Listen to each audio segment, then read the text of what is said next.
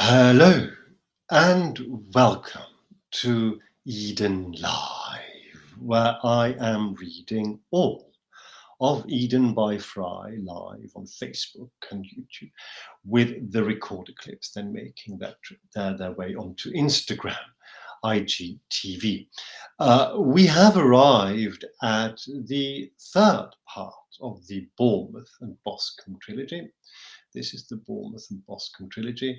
And it being a trilogy, the third part is also the last part, obviously. And it's the shortest part. And so I will read it in one single installment because it can't really be broken up sensibly. And then that will be it. That will be the Bournemouth and Boscombe Trilogy done. And then we move on to the penultimate volume in the 12-volume series that is the Eden Miniatures series. But this now is part 3 of the Bournemouth and Boscombe Trilogy, which is called Redemption.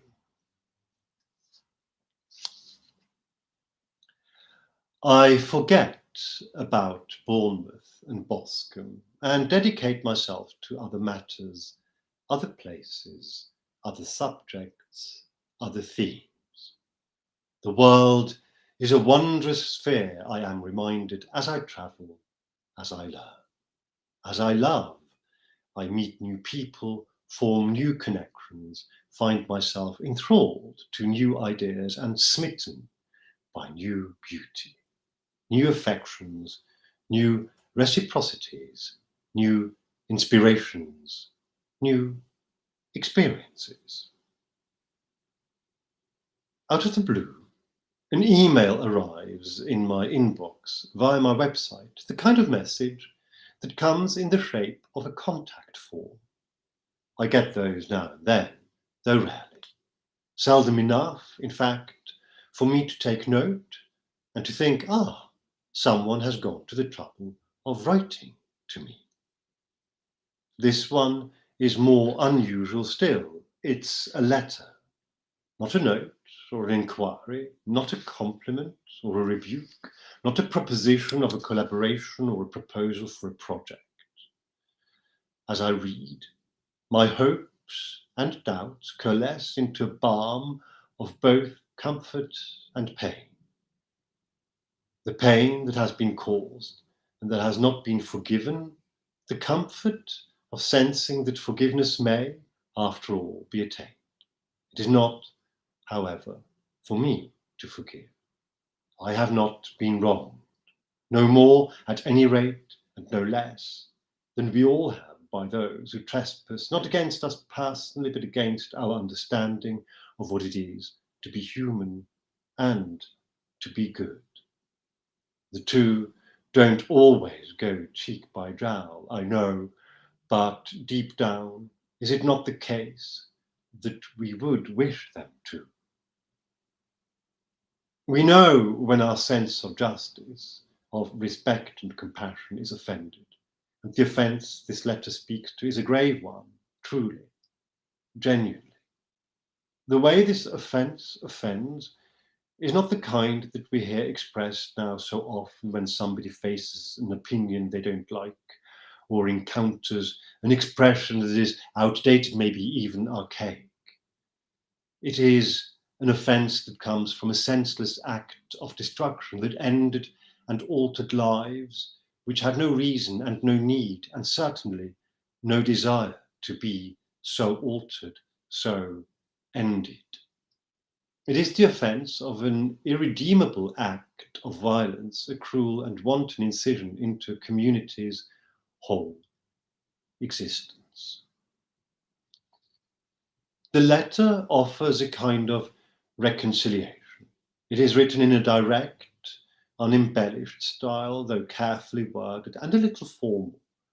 Its authors have clearly given it thought and, by the looks of it, rather than simply typing it into the online contact form, they have composed it, edited it, spell-checked it. It contains no trivial errors, as would be attributable to haste or lack of concentration.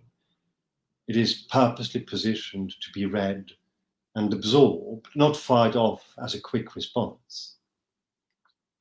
It goes like this. Dear Sebastian, we enjoyed your piece on the Bournemouth and Boscombe nude beach stroll a lot, enough for us to feel moved to break our silence. Our silence was part self-imposed, part decreed. We felt for a long time that no one should hear from us ever again. The anger we caused and the pain, the loss.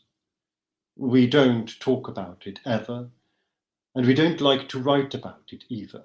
Words seem weightless when put into the balance of what we have done. At the time of our trial, we were very young. Some people have taken us saying so as an insult. You were young, they say, but you knew what you were doing. We did, and we didn't. When we say we were young, we don't mean to make an excuse for our actions. We mean to say we had very little experience of what it is to be alive, and we had very little understanding of what makes us human. We had no excuse, nor did we have a reason, but we did something we knew at the time was deeply wrong. We knew this, we just didn't know how not to do it. That may not make much sense to you, and you may wonder, what on earth does it have to do with the Bournemouth and Boscombe nude beach stroll? You see, the hatred we faced and the anger that was vented against us in words that were brutal and vicious, they shocked us. What did we expect? Praise? Obviously not. We didn't expect anything. Once what we'd done and the effect that it had sunk in, we didn't expect any leniency or compassion. We couldn't understand ourselves. How could we expect anybody else to understand us? But perhaps, just perhaps, it is true to say that we were hoping for some form of forgiveness, and we were frightened and perplexed that that wasn't forthcoming at all. From a society steeped in a religion that has sin and forgiveness at its core, we received no indication that this society at large was prepared to forgive us. Ever. There were some exceptions, but the general tone from the people, as far as we could hear, was a clamour for revenge. Newspaper journalists, again with some notable exceptions that you are well aware of, echoed this general people's call for us to be hanged and damned, or at the very least locked up in eternity with the keys thrown away. We were teenagers. Yes, we had taken innocent lives, including the lives of two beautiful girls. That was not our intention is, we realize, irrelevant. We could have known, and we were old enough to appreciate, that setting fire to hundreds of beach huts with a series of small but devastating explosions would endanger people, and to do so in a way we could not control. And to do so in a way that we could not control. At our trial, it has been noted with disgust, we did not express any remorse, let alone ask for forgiveness. It is hard to explain why. Did we not realize we had wronged people, and not just the ones who were directly affected, but also everyone who knew and loved them? In fact, everyone, because who would not see and not know that destroying people's property while risking their lives is wrong? Again, we don't want this to sound like an excuse, but expressing your sorrow, your remorse and contrition for something that is so obviously and so categorically wrong is almost impossible. If you accidentally make a mistake and knock into someone on the pavement or spill a drink and cause a little damage, that's easy. It's easy to say sorry for a mini misdemeanor. But for a crime against society, we didn't have the words. We didn't have them then. We barely have them now. When today we write to you to say we are truly and profoundly sorry for what we have done, do you accept that as our apology? Maybe you do, because maybe you can, but you are just a distant bystander, an observer, a recounter of events, a narrator. What about the parents of the girls, the grown-up children of the elderly couple, those who loved and needed and cherished them? What about the owners of the dog? And what about those who nursed and attended the injured? In the end, we were responsible for the deaths of 2 girls aged 5, an elderly couple, and the little dog. And there were 17 injured too, we later learned, with life-changing injuries. Can they accept an apology? Ever? Even we don't see how. Even we don't see how anything we could say would ever be enough, how anything we could do would ever be enough.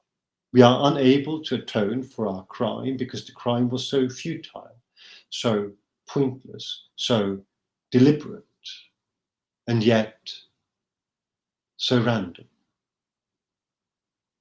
Us being unable to atone for our crime, and there being no words that we can find to say we are sorry, it took us a long time, until now, to formulate anything at all. We have lived in silence, mainly so as not to compound our offence.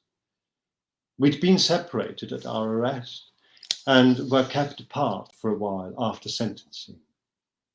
But our social workers and eventually our probation officers agreed that we were not a danger to society any longer, and we were allowed to get back together. We have been together ever since. We live together with our new identities that were given to protect us from the wrath of the people in a remote part of these isles, which, of course, we cannot and wouldn't wish to disclose. And we thought, perhaps there is something we can try. It was yet again not something we fully thought through, but at least it was harmless.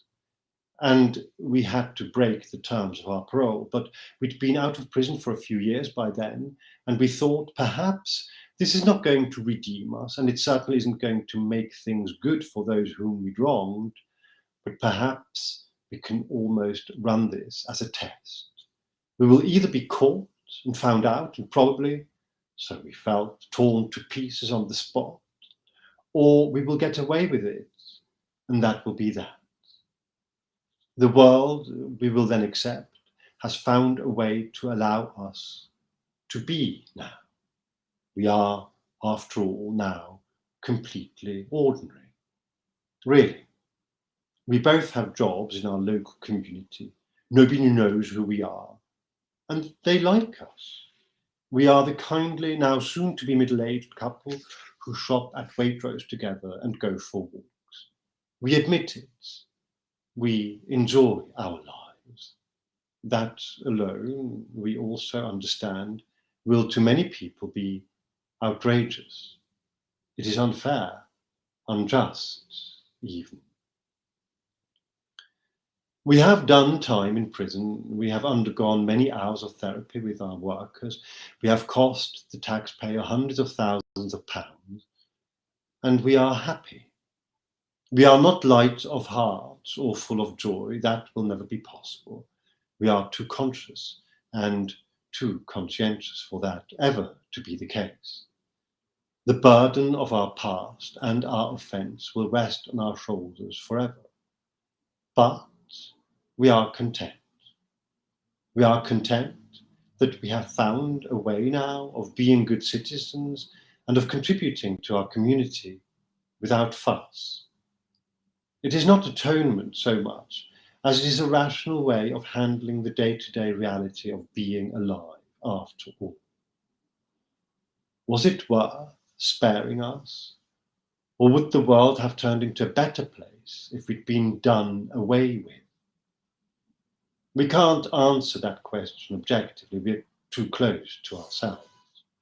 But we like to think that the world is a slightly better place for having us in it still. It can say, these boys, they did something unforgivable, but in a way we forgave them. We rose above their crime. We allowed them not to be defined solely by their premeditated act of cruelty. Ours is a world in which that is possible. This, we believe, is a better world than a world that can only say, an eye for an eye and the tooth for a tooth, and you wronged me, so I wrong you back just the same, and your right to life is forfeit because you took life. You have no chance of redemption, ever. So, a few years ago, when we were still quite young, but no longer the juvenile delinquents of yore, we did something we thought was worth a try. We took a train to Bournemouth. We were not strictly allowed to do so. We are not now and will never be allowed to set foot on the scene of our crime. But we did so anyway because we wanted to test the water, not literally, but metaphorically. We wanted to find out what the people of Bournemouth and Boscombe were really like. We'd seen so much of the ugly face of people's understandable scorn and anger, hatred and pain. We had forgotten, we felt, what being normal, human, and gracious would be. So we stripped off all our clothes. We were going to run at first because we were incredibly scared, as you perhaps can imagine. But within minutes we realized these people, these good people of Bournemouth and Boscombe, they are not angry or hateful at heart. They were angry and hateful because we had wounded them so. Now that we laid ourselves bare and walked along that same beach in front of those same huts, the huts that had taken the places of those we destroyed, people smiled at us. They started talking to us. They even joined us. They had a laugh with us and a banter, a pint and a stroll. All we'd really wanted to test was whether we'd survive the people of Bournemouth and Boscombe for half a day. We did not mean to start a new thing, but here, and this is something we are today really glad to tell you, we were met with love. People were friendly and generous, good-humoured and kind. That's what we will forever now cherish, and what we will take to our graves. We are both not very religious, but we light 5 candles every night. 2 for the girls, 2 for the elderly couple, and yes, 1 for the dog. That dog was somebody's friend. It deserved not to die at our hands.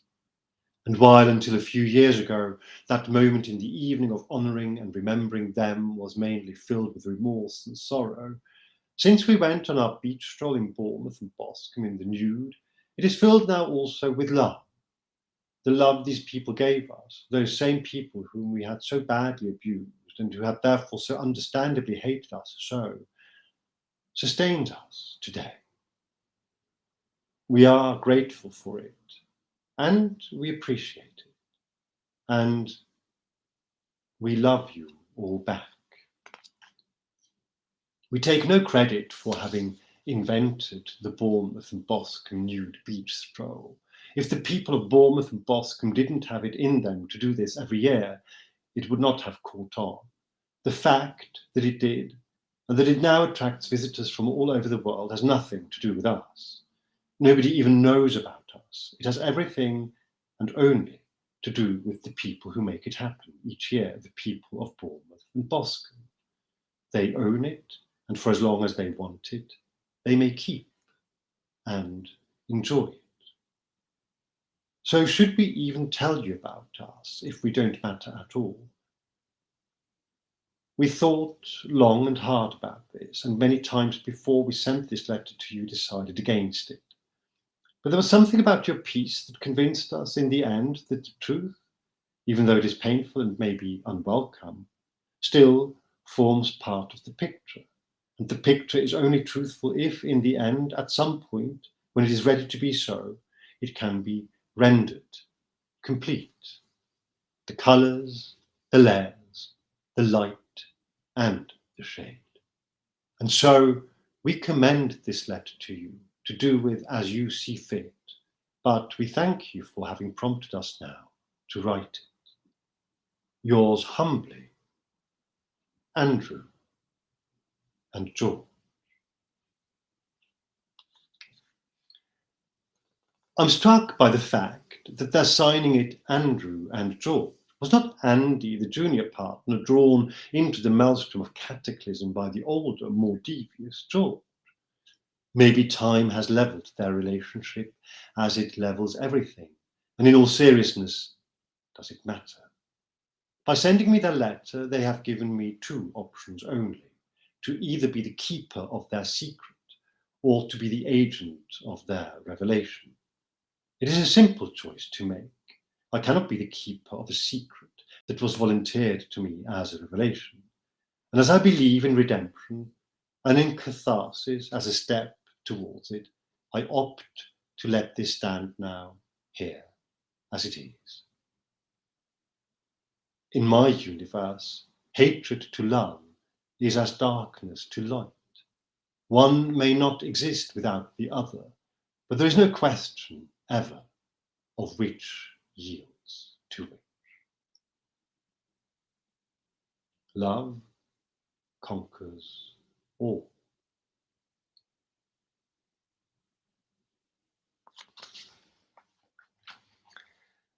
And that was the slightly longer than usual segment that forms part 3 of the Bournemouth and Boscombe Trilogy, which is volume 10 of the Eden Miniature series, which is the paperback and ebook published version of Eden by FREI, which was originally published as a blog at edenbyfrei.net, where it still is, where you can still find it, and where you can find these videos, and where you can find everything that you need to know, or may wish to know. You don't probably need to, but might wish to know about the project, the writing project that is Eden by FREI. This is the final installment of the Bournemouth and Boscombe Trilogy. Next time, we will continue with volume 11, which is called Insomnia. Until then, I wish you a good rest of the week and an even better weekend. Or if you're not watching this in real time, but in your own time, then I wish you a good time, whatever comes next. And I hope you will join me again next time that I'm doing this. You will find the next installment wherever you find this one. Till then, take good care, love and take love, and see you very soon. Bye-bye.